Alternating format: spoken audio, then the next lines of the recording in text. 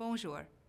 Je m'appelle Kelly Main, doyenne par intérim à la Faculté des études supérieures. Je suis heureuse de vous accueillir à ce troisième concours annuel, ma thèse en 180 secondes. Ce concours offre aux étudiants des études supérieures une occasion unique de présenter la recherche en 3 minutes à un public beaucoup plus large et différent de celui qu'ils rencontrent d'habitude.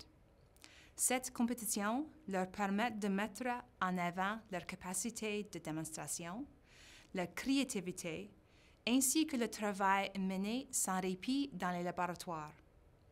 Je laisse maintenant la parole à notre maître de cérémonie de cette édition 2022, Jean-Éric Guilla, professeur à l'Université du Manitoba. Bonne chance à tous. Merci, professeur Main, pour cette introduction et bienvenue à tous. C'est avec un grand plaisir que je vous retrouve pour cette troisième compétition manitobaine de ma thèse en 180 secondes. Alors on y a cru, mais malheureusement, à la vue des restrictions sanitaires en place lors de l'établissement des règles, eh bien, la compétition de cette édition 2022 se déroulera à nouveau en ligne, ici, sur la chaîne YouTube de l'Université du Manitoba. Je m'appelle Jean-Éric Guilla, je suis professeur agrégé au département d'immunologie et de médecine interne de la faculté Rady des sciences de la santé et je suis le consul honoraire de France à Winnipeg et je serai, pour cette troisième édition, votre maître de cérémonie. Alors avant de commencer, je tiens à souligner que les campus de l'Université du Manitoba sont situés sur les terres d'origine des peuples Anishinaabe, Cree, Ojibwe, Dakota, Dene, ainsi que de la patrie de la nation métisse. Nous respectons les traités qui ont été conclus sur ces territoires, nous reconnaissons les préjudices et les erreurs du passé, et nous nous engageons à aller de l'avant en partenariat avec les communautés autochtones dans un esprit de réconciliation et de collaboration.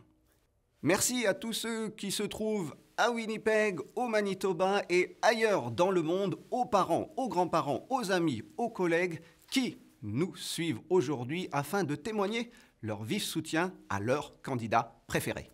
Ma thèse en 180 secondes reprend les mêmes principes que 3 Minute Thesis, 3MT, conçue à l'Université du Queensland en Australie en 2008 et qui a pour but de donner l'opportunité aux étudiants de présenter leurs travaux de thèse en français en langage simplifié.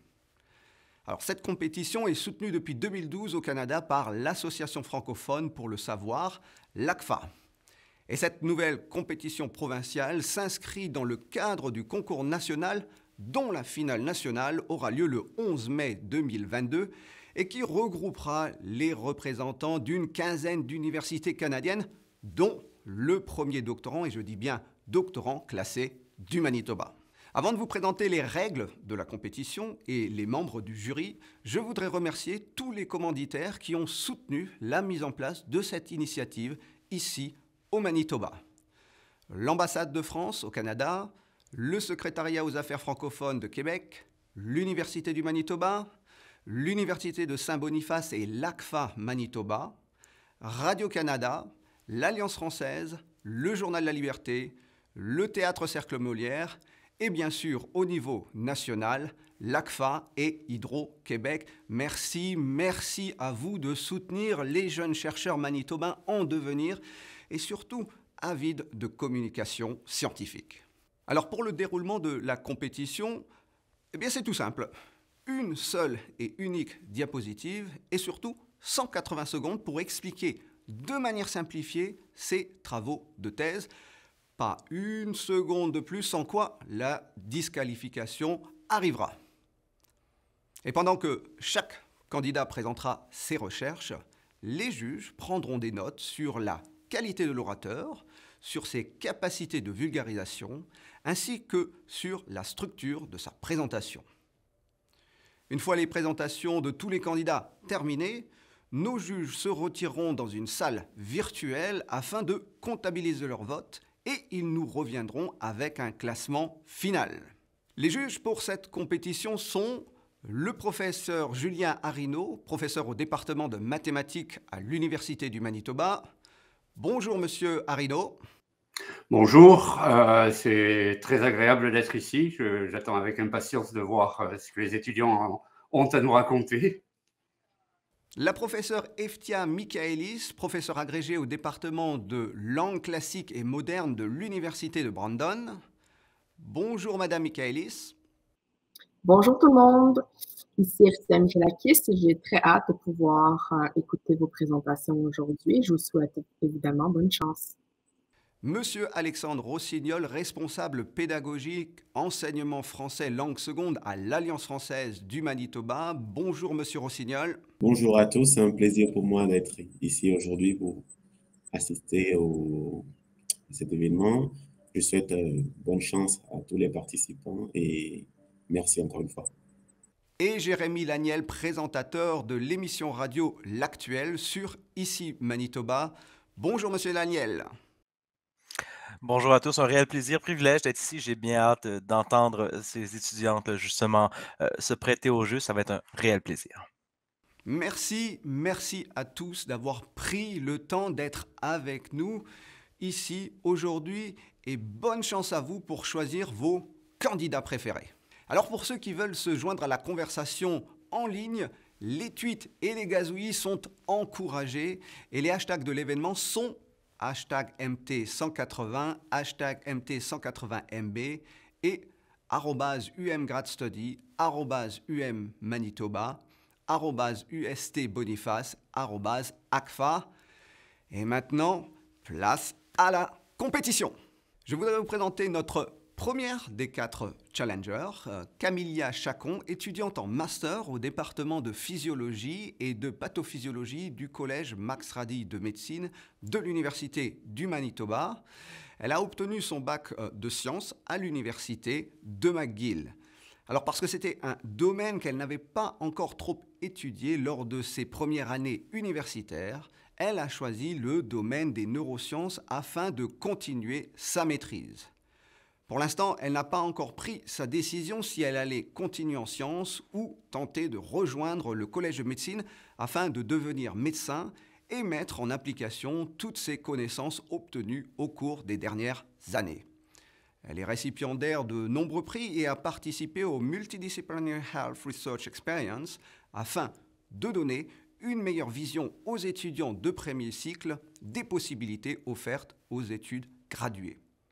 Le titre de sa thèse est « Le système nerveux sympathique et l'intégration des neurones spinaux V3 ». Bonne chance!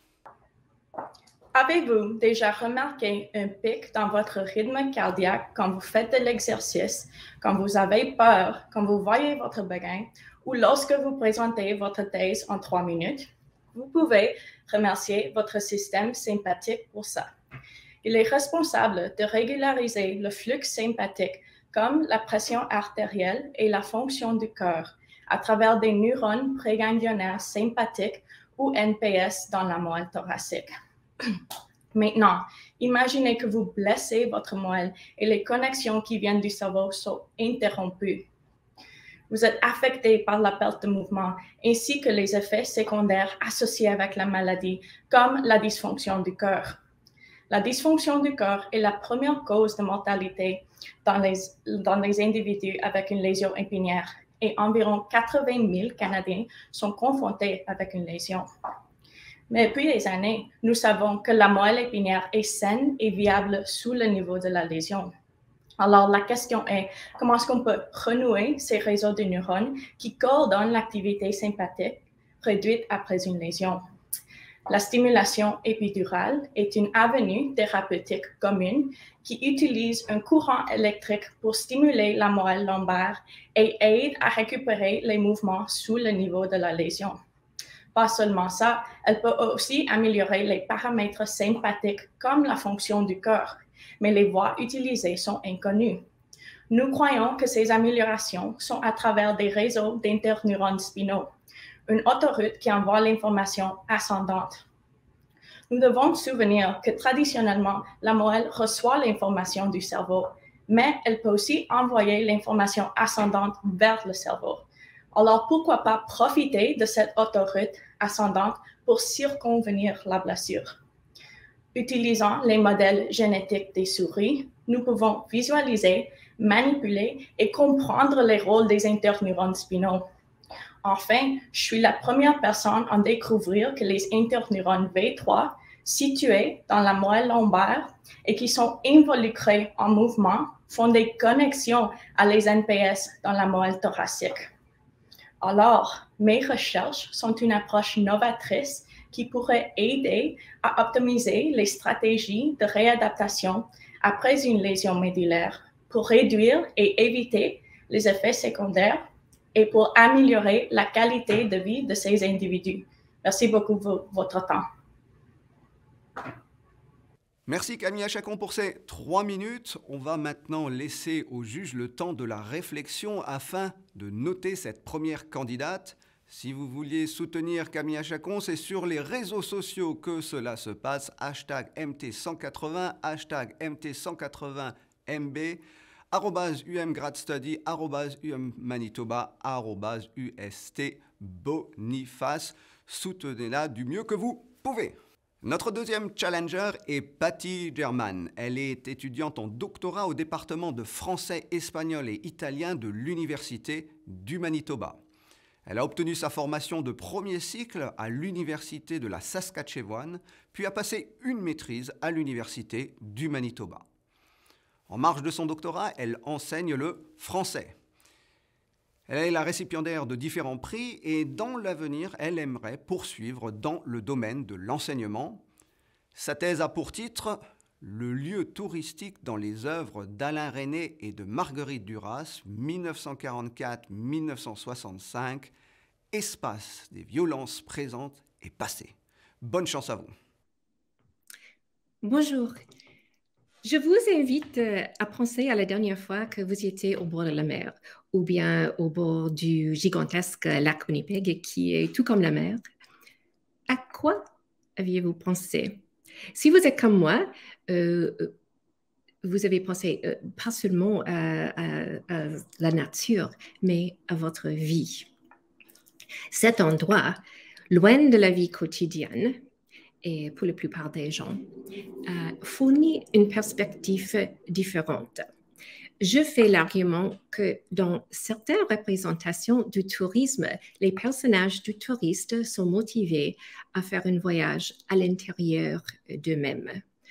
Mon projet de recherche s'inspire du film d'Alain Resnais, Hiroshima, mon amour, réalisé sur un scénario de Marguerite Duras en 1958. Le film raconte l'histoire d'une femme française qui voyage au Japon pour jouer dans un film. Et pendant son séjour, elle visite des sites touristiques à Hiroshima, le musée du Mémorial de la Paix, par exemple.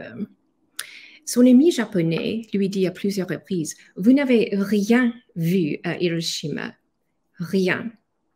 Le film pose ainsi la question de savoir si la femme comprend pleinement l'exposition au musée. En revanche, le voyage au Japon provoque une réflexion profonde de la femme, d'un épisode douloureux de son passé. En étudiant d'autres textes et d'autres films de la même époque, c'est-à-dire la période d'après-guerre, j'ai retrouvé ce même thème. Les personnages de touristes ne s'amusent pas du tout. Ils sont tous aux prises avec des problèmes liés à la guerre, au meurtre, aux morts accidentelles, par exemple. Ces personnages, tout comme la femme française dans le musée à Hiroshima, sont préoccupés des malheurs personnels. Donc, j'ai dû conclure que dans la représentation du phénomène de tourisme croissant des années 50, ce sont le deuil et la tristesse qui sont bel et bien manifestes et amplement évidents. Il paraît que les vacances constituent le moment parfait pour ces personnages de réaliser un deuil, de consolider l'histoire de leur propre vie. En bref, pour le touriste, voir, c'est se voir. Merci. Merci Patty German pour cette présentation. On va laisser un peu de temps aux juges afin qu'ils puissent chacun de leur côté lui attribuer une note. Je vous rappelle que vous pouvez utiliser les réseaux sociaux afin de soutenir Patty German. Hashtag MT180, hashtag MT180MB, @UMGradStudy, @UManitoba, @UST Boniface. Soutenez-la du mieux que vous pouvez. Notre troisième candidate est Courtney Marshall, étudiante en master au département d'immunologie de l'Université du Manitoba. Elle a obtenu une licence de sciences avec une majeure en biologie de l'Université du Manitoba. Elle est récipiendaire de différents prix et reconnaissances des instituts de recherche en santé du Canada et de Research Manitoba. Elle pense qu'il est important de prendre en considération le sexe et le genre lors des études et des recherches effectuées sur les différentes maladies. Elle aspire à devenir une chercheuse confirmée dans le domaine de l'asthme. Le titre de la thèse est le suivant: les différences sexuelles dans l'immunomodulation de l'inflammation par peptides synthétiques. Bonne chance à vous. 3,8 millions. Ça fait combien de personnes souffrent d'asthme au Canada? Ça fait plus que la population de Jamaïque. Si vous êtes une femme, votre risque de développer asthme est double celui des hommes. De plus, vos chances de souffrir d'asthme plus sévères agrandissent. Si tu as l'asthme, on peut vous donner des corticosteroïdes inhalés, mais ça peut vous rendre plus vulnérable aux infections pulmonaires. De plus, il y a environ 15% d'asthmatiques où leurs symptômes ne sont pas contrôlés par ces médicaments. Dans ce cas, vous vous trouvez fréquemment aux hôpitaux avec symptômes sévères. Alors, nous manquons de traitements suffisants pour l'asthme. De plus, l'asthme démontre des différences sexuelles. Quand nous évaluons des nouveaux médicaments pour le traitement d'asthme, nous devons considérer ces différences. Ça, c'est exactement ce que je vais faire. Mon objectif est d'évaluer une nouvelle thérapeutique en tenant compte des différences sexuelles. Pour accomplir cet objectif, j'utilise les modèles murins et des cultures de cellules bronchiques humaines. On a déjà démontré dans les cellules bronchiques que ce traitement peut réduire la production de molécules qui exacerbent l'asthme et favorise la production de molécules anti-inflammatoires en présence de cytokines d'asthme comme interféron gamma. Pour évaluer l'effet de sexe en culture, je mets les hormones testostérone et oestrogène. J'ai démontré que la présence de ces hormones n'a aucun effet sur l'activité de notre traitement, quelque chose qui est désirable. Mais il y a plus de cellules qui sont impliquées dans l'asthme et le sexe est plus complexe. Alors, je peux utiliser les modèles murins. On a déjà démontré que notre traitement a la capacité de réduire l'inflammation pulmonaire qui se développe quand on expose des souris femelles aux extraits d'acariens. Ça, c'est une allergène humaine. Mais j'ai découvert qu'il y a 163 protéines qui s'expriment différemment entre les mâles et les femelles. Étant donné qu'il y a cette grande différence entre les sexes dans la réaction aux acariennes, ma prochaine étape est d'administrer ce traitement aux souris mâles pour comprendre les différences sexuelles dans l'activité de notre traitement. Cette approche peut découvrir qu'on doit considérer le sexe en déterminant le dosage, quelque chose qui est souvent négligé en recherche préclinique. Merci. Merci Courtney Marshall pour ces 180 secondes que vous avez passées avec nous. Le temps de l'attribution des notes par les membres du jury. Vous pouvez soutenir Courtney Marshall, c'est sur les réseaux sociaux que cela se passe. Hashtag M180, hashtag M180MB, @UMGradStudy, @UMManitoba, @UST Boniface.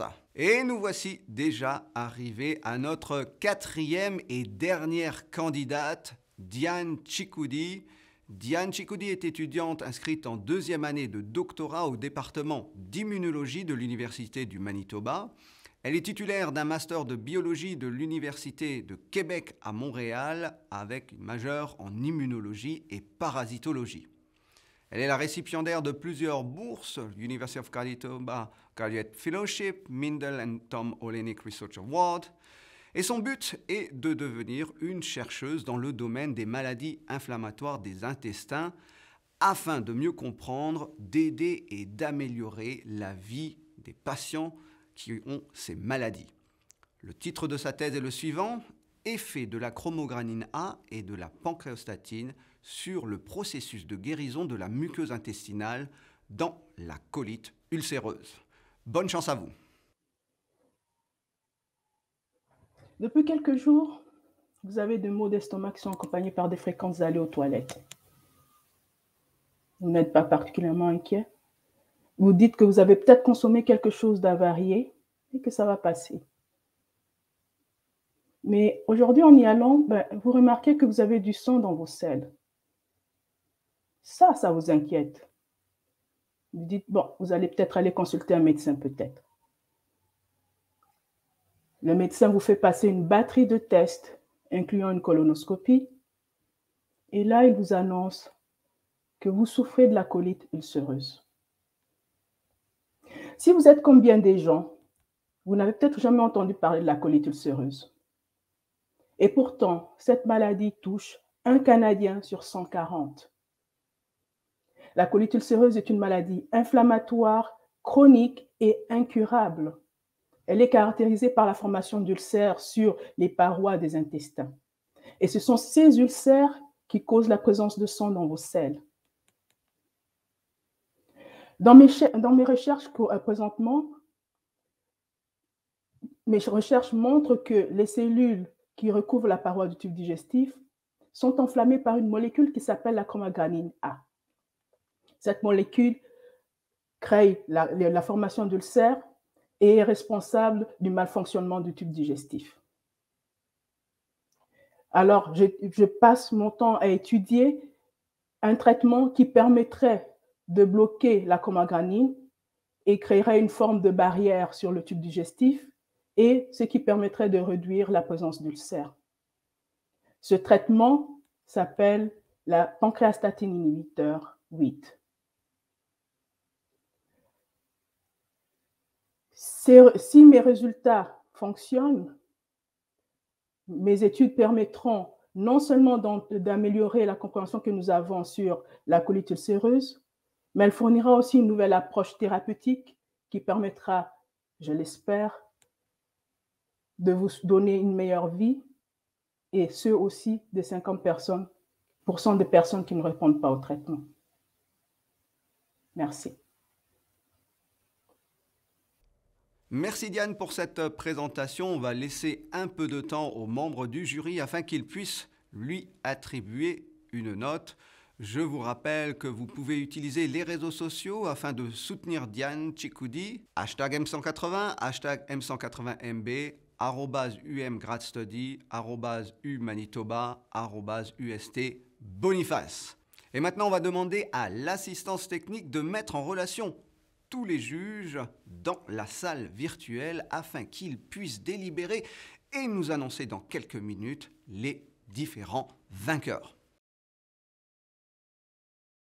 Bon allez, je vous le laisse, c'était assez court, la magie de la technique.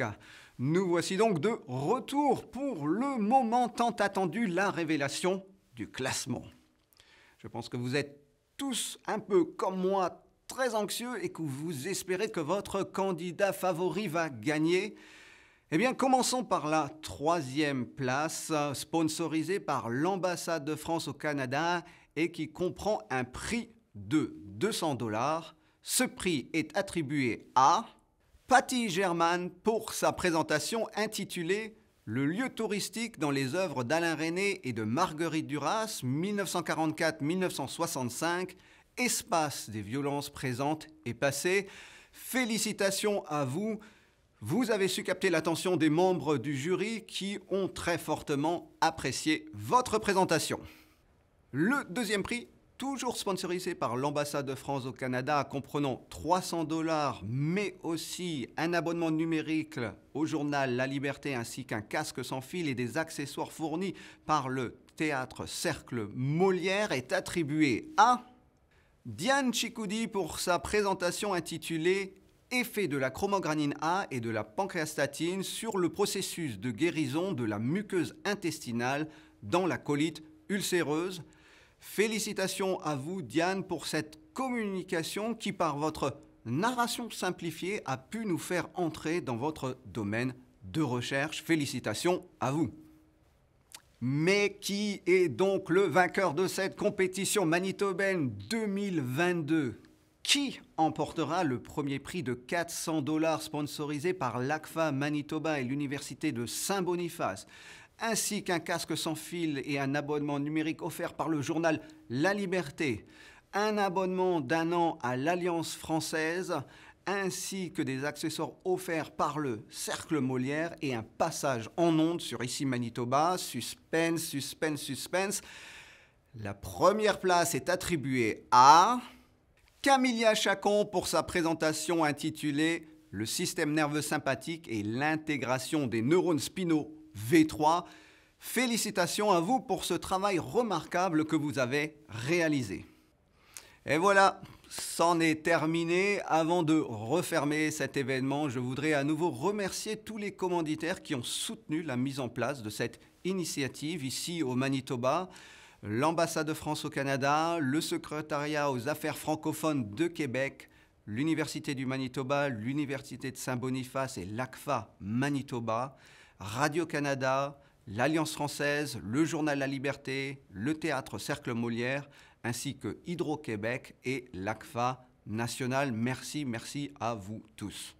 Je voudrais aussi remercier nos juges, les professeurs Julien Arinaud et Eftia Michaelis, monsieur Alexandre Rossignol et monsieur Jérémy Laniel, ainsi que l'équipe technique et administrative de l'Université du Manitoba et de Saint-Boniface, Judy, Josh, Luc, le professeur Noël, responsable de l'ACFA Manitoba, ainsi que pour terminer, la professeure Kelly Main, doyenne des études supérieures graduée de l'Université du Manitoba, sans qui rien n'aurait été possible. Merci, merci à vous tous.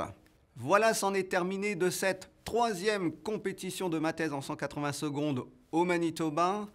Alors, comme mentionné au début de cette présentation, c'est la première personne inscrite aux études doctorales qui représentera le Manitoba à la finale nationale le 11 mai 2022.